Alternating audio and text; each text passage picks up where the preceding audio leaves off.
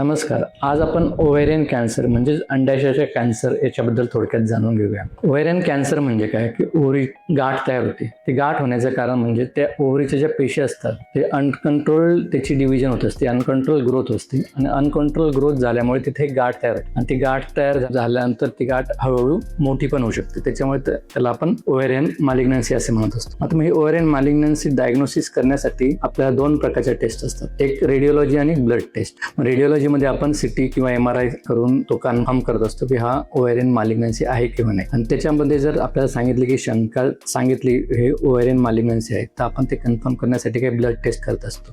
त्याच्यामध्ये CA-125 असतं, त्याच्याबरोबर बीटा SCG, LDH अशा प्रकारचे ब्लड टेस्ट असतात. बऱ्याच वेळा हा जो ओव्हेरियन मॅलिग्नन्सी हा आतड्यांपासून ओव्हरीमध्ये गेलेला असतो ते रूल आउट करण्यासाठी CA-19.9 हा एक ब्लड तपासणी असतो, ती आपण करत असतो. बऱ्याच वेळा हा CA ओव्हरी हा अनडायग्नोस्ड असतो. काही पेशंटमध्ये कमी वयात जर हा कॅन्सर झाला तर बरेचसे पेशंट लेट स्टेजला डायग्नोस होतात. मग त्याच्यामध्ये कंप्लेंट्स ह्या रेग्युलर कंप्लेंट्स असल्यामुळे हा अनडायग्नोस असतो, जसं पोटात दुखणे, व्हाईट डिस्चार्ज होणे, पोट फुगणे आणि पोटात गाठ लागणे अशा प्रकारचे लक्षण हे याच्यात दिसत असतात. त्याच्यामुळे बरेचसे मुली किंवा पेशंट हे याच्याकडे दुर्लक्ष करतात आणि हा स्टेज 1 पासून डायरेक्ट स्टेज 3 किंवा स्टेज 4 मध्ये जेव्हा कन्वर्ट होतो त्याच वेळेस पेशंट हा हॉस्पिटलमध्ये येतो आणि त्यावेळेस तो डायग्नोस होत असतो. हे डायग्नोसिस करण्यासाठी बऱ्याच वेळा अर्ली स्टेजमध्ये असेल तर आपण ह्या दोन ब्लड टेस्ट आणि सिटी किंवा MRI मध्ये आपण ते कन्फर्म करत असतो. आणि जर ती गाठ असेल तर त्यावेळेस आपण फ्रोझन सेक्शन करत असतो जर अर्ली स्टेजमध्ये असेल तर. म्हणजेच काय की ऑपरेशन करून ती गाठ आपण काढून टाकतो आणि तो आपण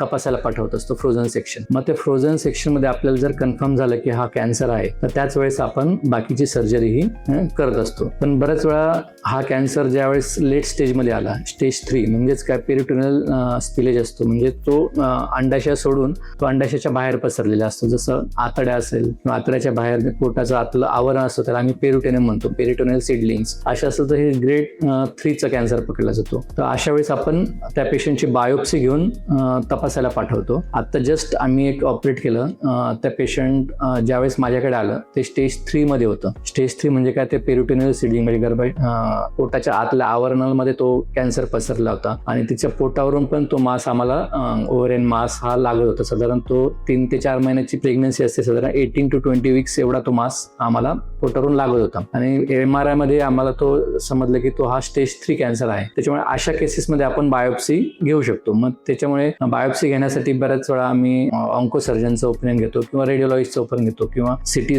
MRI गायडेड बायोप्सी घेतो. बऱ्याच वेळा USG गायडेड बायोप्सी घेत असतो. पण ह्या केसमध्ये आम्ही रेडिओलॉजिस्टचं पण ओपिनियन घेतलं. त्यावेळेस रेडिओलॉजिस्ट म्हणे की ऑलरेडी आतड्या आणि गाठ याच्यामध्ये आतडी आलेली होती, तेव्हा ती USG गायडेड किंवा CT गायडेड बायोप्सी घेणं शक्य नव्हतं. मग आम्ही अशा केसेसमध्ये लॅप्रोस्कोपीने ती बायोप्सी घेतली. लॅप्रोस्कोपीमध्ये ते पेरिटोनियल सीडलिंग्स, पेरिटोनियल फ्लुइड ते बायोप्सी घेतली आणि तपासायला पाठवली. आणि तपासायला पाठवल्यानंतर त्याचा आज रिझल्ट आला की ते स्टेज 3 ॲडिनोकार्सिनोमा ऑफ ओव्हरी म्हणजे अंडाशयाचा कॅन्सर होता. मग आता आम्ही ह्या पेशंटला 2 सायकल किमोथेरपी ॲडवाइस केली आणि 2 सायकल किमोथेरपी झाल्यानंतर आम्ही आता तिचं ऑपरेट करणार आहोत. सांगण्याचा उद्देश असाच की आपल्याला ज्या पेशंटला फॅमिली हिस्ट्री असेल, ज्यांच्या घरामध्ये आईला किंवा बहिणीला कॅन्सरची हिस्ट्री असेल तर अशा पेशंटनी काळजी घेणं गरजेचं असतं. त्याच्यामुळे लवकरात लवकर हॉस्पिटलला जाऊन तपासणी करून डायग्नोस करणं गरजेचं असतं. धन्यवाद.